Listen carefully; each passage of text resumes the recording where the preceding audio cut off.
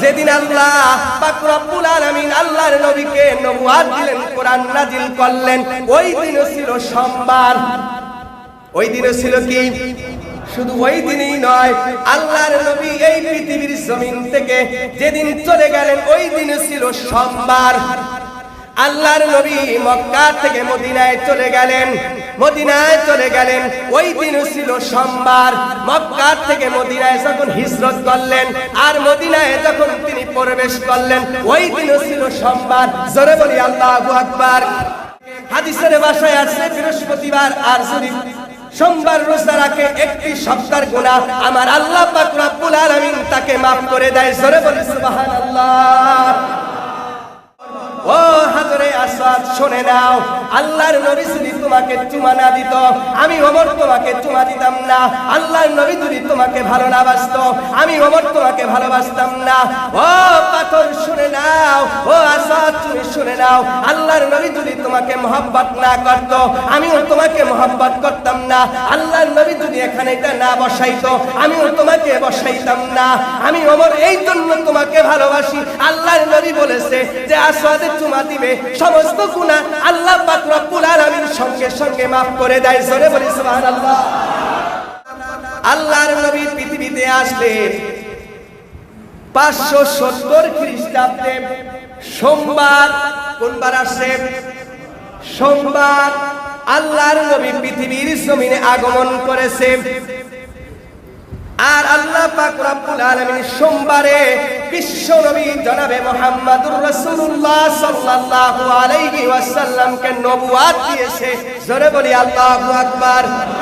যেদিন আল্লাহ পাক রব্বুল আলামিন আল্লাহর নবীকে নবুয়ত দিলেন, কোরআন নাজিল করলেন, ওই দিনও ছিল সোমবার।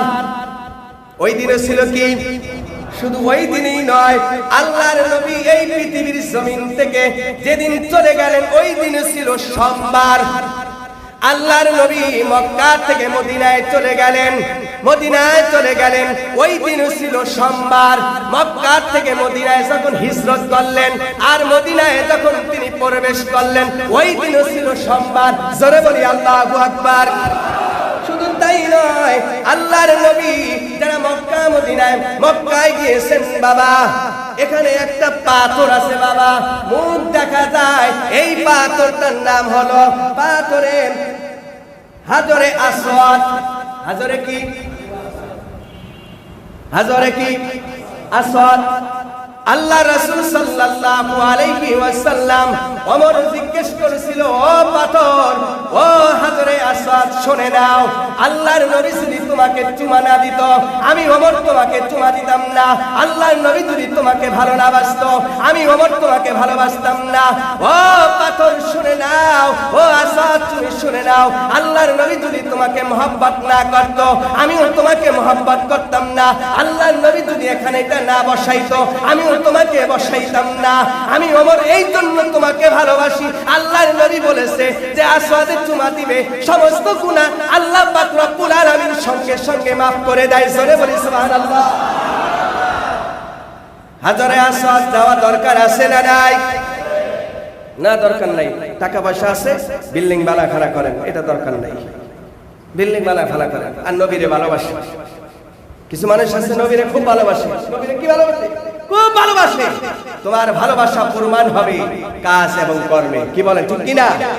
তুমি বালাখানা বিল্ডিং তৈরি করে গেলা, হাজরে আসওয়াদে একটু চুমা দিতে পারলা না, কাবা শরীফ তাওয়াফ করতে পারলা না, হেরেম শরীফে নামাজ পড়তে পারলা না, আসওয়াদে তুমি চুমা খাইতে পারলা না, সাফা মারওয়া তোমার ভাগ্যে নসিব হলো না, তুমি কিসের মুসলমান?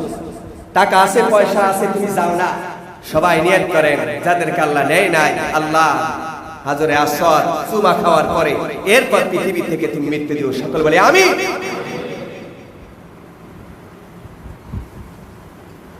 এই আসওয়াদ যখন আল্লাহর নবী কাবা শরীফটা চতুর্দিকে বাবা দেখেছেন, যারা গেছেন, এই আসওয়াদের কোণার ভিতরে,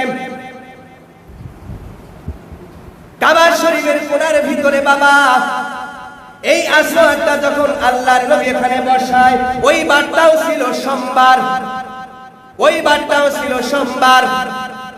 কথায় কথায় বাবা মনে পড়ি কোন দলকে টার্গেট করে নয়, মানুষের আমলের কথা বলছি বাবা।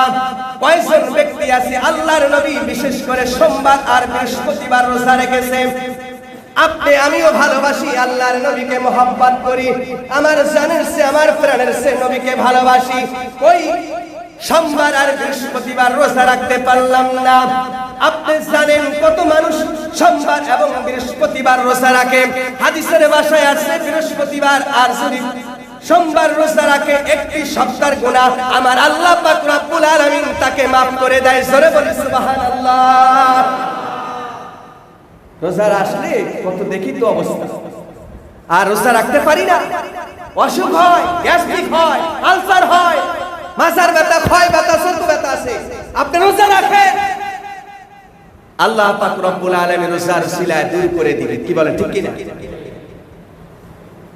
শ্রেষ্ঠ ধর্ম পেলাম ইসলাম। এবার ইসলামকে আপনার ভিতরে যদি ঢুকায় দিই তাহলে বুঝতে পারবে ইসলাম কাকে বলে। ইন্নাদ দীনা ইনদাল্লাহিল ইসলাম।